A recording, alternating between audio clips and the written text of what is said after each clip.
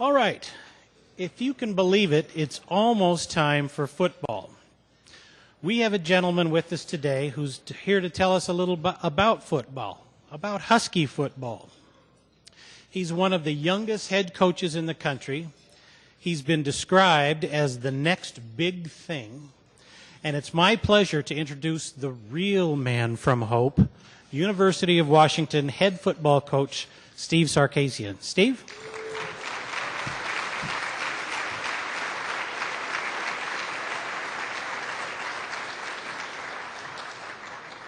Thanks, Tim.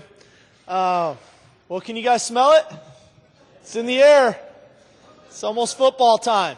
It's, this week, just so you know, this is our first week back in the office, and we don't start practice until Monday, the 9th or the 10th. This is the longest week of the year for me and for our coaches because we're all back ready to go. We got all the work done for training camp before vacation, and now we're here. What are we going to do? You know, are the players here yet? When do they come? What time is it? It's the longest week of the year. It's the tensest week of the year because you just want to get out and start running plays and coaching guys. And to think this, since April 25th, the spring game at Husky Stadium, I haven't been on the football field with our team since that day. That's pretty amazing thought that much time goes by before I get to go back out and coach them, or any of our coaches for that matter. So we try to be creative. Yesterday, our staff went and spent the day with Coach Moore at the Seahawks, went to meetings, went to practice, just try to get our juices flowing. They're in about their 6-day training camp, and I can tell you they're an exciting football team. They've got a great coach and Coach Mora, a great coaching staff, and I think they'll be fun to watch. Their hospitality to us was amazing. It's been a great run so far, and as I said at Media Day, and this is the true story, I've now moved into Yarrow Point or Bellevue area, and I cross the 520 bridge every morning. And I've made it a point just about 5 of the 7 days of the week to call somebody I know every day I cross that 520 bridge, whether it's at 5:30 in the morning or 7:30 in the morning, whenever it is. So if it's real early, I have to call my brother in Cleveland because he's the only one I know that's up. And I ask him, hey, man, what are you doing? Or, hey, what's going on? What are you doing? And he tells me, and I say, you know what I'm doing? I'm crossing the 520 bridge. I'm staring at the jaws of Husky Stadium. I'm 35 years old. There can't be a better place in America that I could be right now in my life. And it's amazing. It's a true honor and a privilege to be the head football coach here. The history, the tradition, the passion, the community, the support we've gotten has been truly amazing. And to think 8 months have gone by now since I got hired. And the things that we've been able to accomplish, I can stand here and honestly say this is not the same football team they were 8 months ago. It's not the same team. We're physically, we look different. Schematically, we're going to look different. The way we coach looks different. Hopefully our uniforms don't look too different and make anybody too upset. But it's a great time. And it's a great time to be a Husky because, in my opinion, not just the football program, but our entire athletic department behind the guidance of Scott Woodward is going like this. It's on the up and up. And to think that 19 of the 23 teams in our athletic department went to postseason play last year. Football was not one of those. Hopefully next year we can make it 20, and with baseball, 21, and we just keep moving forward and onward and upward. It's a great time. It's a great time.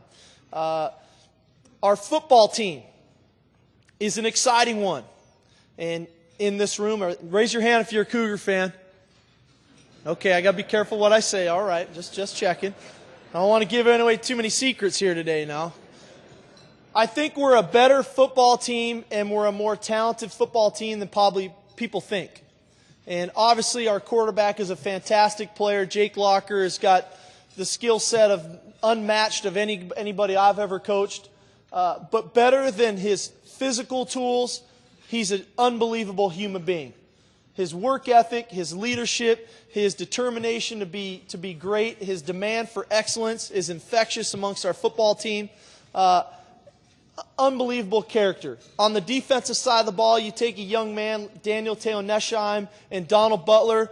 They bring the same energy, the same attitude that Jake brings. And I've been saying this here now for probably the last month or 2 months because I didn't know this team early on. I was getting to learn them, is that none of these guys, the Donald Butlers, the Daniel Teonesheims, the Jake Lockers, none of these guys came here to be 0-12.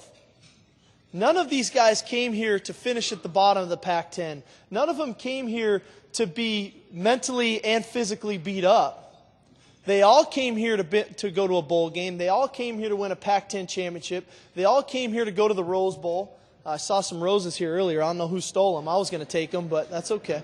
That's what they came here for.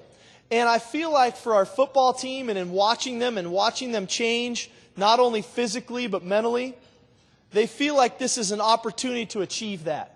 They feel like they've gotten a clean slate. They feel like they've gotten this opportunity to move forward, to go ahead, to take this thing by the horns, and it's not too late. And to me, that's exciting, that we're getting the leadership from our seniors and our older kids, that our young kids, our freshmen, sophomores, and our incoming freshmen can look to and say, hey, you know what?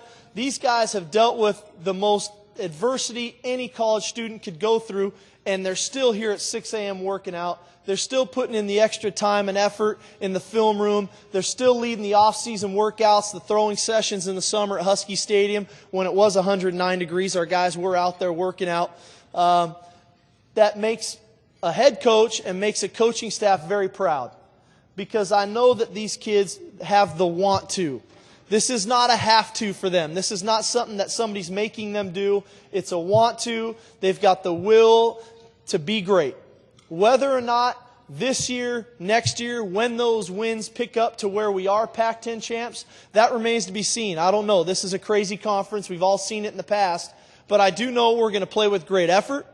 I do know we're going to play with great passion. I do know our kids are going to be an exciting product and one that you can be proud of to watch and say, hey, you know what? That makes me proud to be a Husky. And for me as a coach, to hear that come back when it does is going to make me proud to be the coach that we were able to change a culture. Now in time, as the wins escalate, as the graduation rate escalates, that's when you can really get the benefits and see the results of what we're trying to get accomplished. And it's a long process. But that doesn't mean we're not going to go out and punch LSU right in the mouth and see what happens. You know, we're going to find out, and it's going to be a great stage and one that's going to be exciting for national television, 7:30 kickoff, ESPN, latest kickoff ever at Husky Stadium, and we're hoping it's as loud as ever. And because I know how loud it can be, I was there and got sacked 8 times, and it wasn't fun. So it's fun, it's exciting, and there's a lot of work to be done. And unfortunately, I don't know, what's today, Wednesday, and I still don't get to go out to practice till Monday. If you can't tell yet, I'm itching. I want to get out there. I'm ready to start throwing passes and yelling at guys and having fun and high-fiving and watching Nick Holt, the bald head running down the field and all the stuff that our guys have. And it's a great sport, and it's one that I think can rally a university, can rally a community, and I think that's why we're praying to God that the Seahawks and Huskies get going again, because this community needs it. And I will say this before I take a couple questions. The biggest reason for me taking this job, because there were other opportunities. I've turned down jobs in the past. I've tried to be patient in this thing, is when you take a job like this, of this magnitude, you want to make sure the support's there, and you want to make sure there's a passion for football and that there's a willingness to get things done to make this thing what it is. And what President Emmert has brought to this university, not just from the football program, but to the athletic department, to upper campus, has been one of passion and support. And what the entire university, the community, the city of Seattle, the state of Washington, the response has been amazing. From the alumni to just supporters to our students that are there now, the support's been amazing. And those days when you're tired, when you wish there was 36 hours in a day instead of 24 because you're trying to get so much done to turn the program around, that's what's motivating. And that's what's encouraging. That's what's exciting. And we're just chomping at the bit to get out there. We're exactly 1 month away from today. September 5th, we'll be out there Saturday night, and I hope each and every one of you there to support us, even the Cougar fans. It's okay, you can come too. Because it is going to be a great atmosphere, and it is going to be a lot of fun, and it is going to be something that I think you'll be proud to watch of the way our kids play and the way we go. So with that, I've got time for a few questions and just nothing about the Cougars. No, go ahead. Sorry. Wide open. You guys can fire away. I'd love to take a couple because I never get to cover everything everybody wants. And so if you got something pressing that you got to go back and tell your buddy about, fire away at me.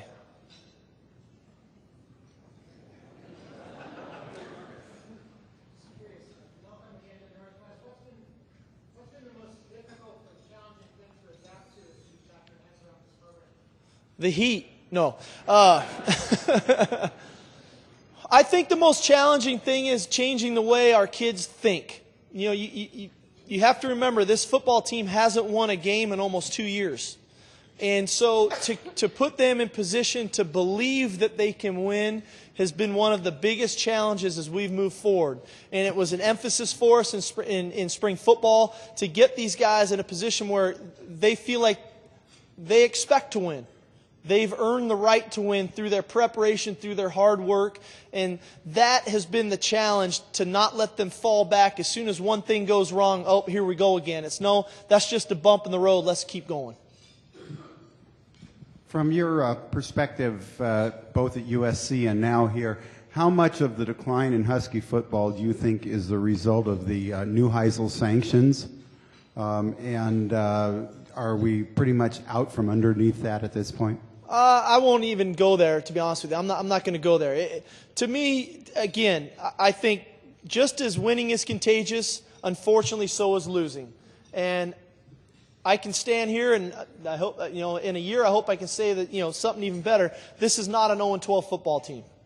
But things happen, and they're still kids, 18, 19, 20-year-old kids, and when your mind gets going and you're hearing things from other directions, you can take yourself to a place that's not really you. And I think, fortunately for us, I think we can take them back to a place that is them and beyond.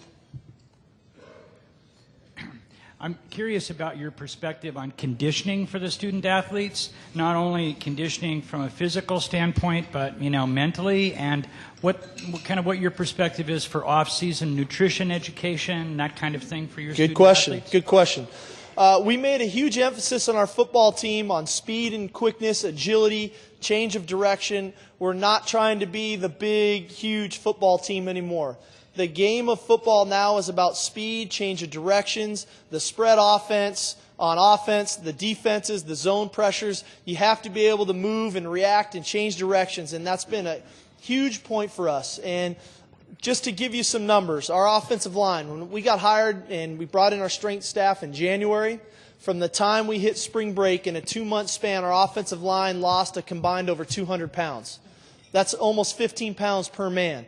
So hopefully we're doing something right. Now that comes with nutrition. You have to eat right as well. And we've got a nutritionist on staff that hopefully not just our big guys, but all of our guys, keeps them in a sense of where their body works well, but also their mind works well. Because if you're putting stuff in your body that can affect not only your muscles, but your brain, you're not performing at the way you can perform, not only on the field, but off the field. So they go hand in hand. It's a huge part of what we do and how we address our kids, and will continue to be one.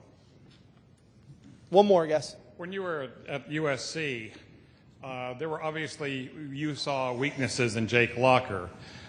What have you done or will you do to address those deficiencies? Well, I'll say this. When we were playing Jake Locker 2 years ago, because we didn't get to play him last year, it was, if we want to win the game, we have to stop him. So I guess the deficiency would have been, we don't think anybody else can beat us, so just stop him.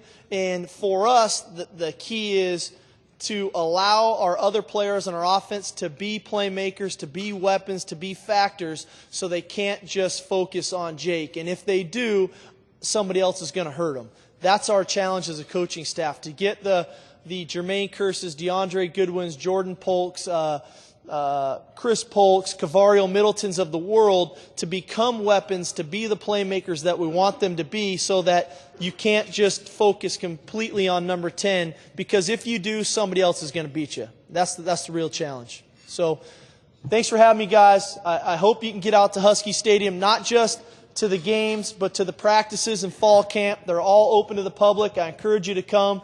They're exciting. They're something that, in my opinion, a lot of times are better than the games. You get right up and you get to see O-line, D-line do one-on-ones, and you're right up and you get to feel the hits and how physical this sport is that these kids play, and how physically demanding it is on them. So I encourage you to come. Thanks for the time, and go Dogs. Appreciate it.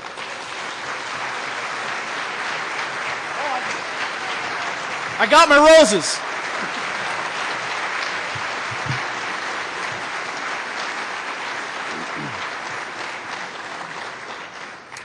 Thanks so much, Steve, with your little gift there. Looks like we'll see you in Pasadena.